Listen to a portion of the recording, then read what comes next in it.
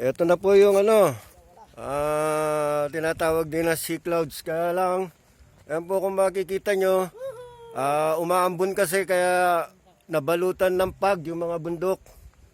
Ayan po sila, oh. Ayan po. Oh. Nasa pinakataas po kami. Pinakataas kami ng ano ng sea clouds or river cloud. Ayan po. Yan po nakikita nyo kulay puti na yan, puro bundok po yan na natabunan na po ng pag. Ayan po. Kahit sa tabing ano.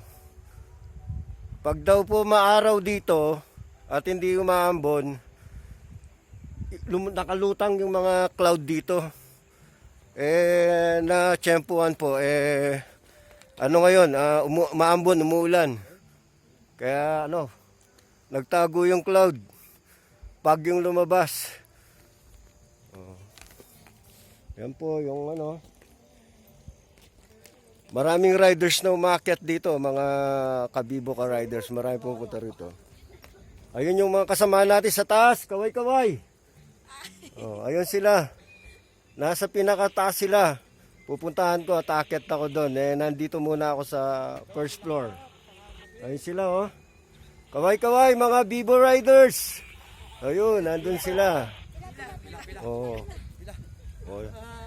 Hintayin nyo ako dyan. Aakyat ako dyan. Ayun sila, oh. Sana all nandun na sa taas. Saglit lang. Aakyat na ako. Ayun yung daan. Medyo maputik nga. Yung mga magagandang kubo. Ayun. Tatabunan ng ano, pag. Medyo maputik lang sa daan.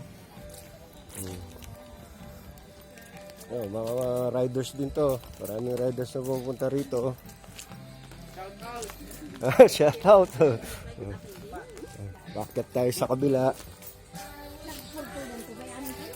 Up. Kaya pakit na tayo.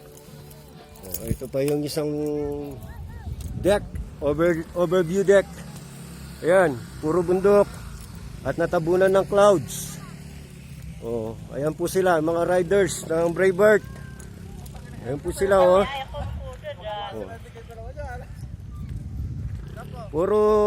Puro pag na. Dapat ang tawag dito sipag. Sipag, hindi si ano, ayan na po sila, Kaway, mga Braebird riders na malulupit. Mga malulupit na piloto to. Presidente ng ng Mayantok chapter. Kapulises, kaway. Yung presidente ng Palayan. Bibo Palayan, si Kaproy. Mga muse nila. Sana all may muse. Shout out Kap MP. Hello, kumusta ka dyan sa Cavite? Hello, Kap Jiba. Pasensya na, hindi ka na isama, babalik na lang tayo dito uli. Tayong dalawa lang. Ayan, kikita yung mga tropa. See you later mga Kap, at hintayin namin bumaba yung cloud. Maaga pa naman. See you later.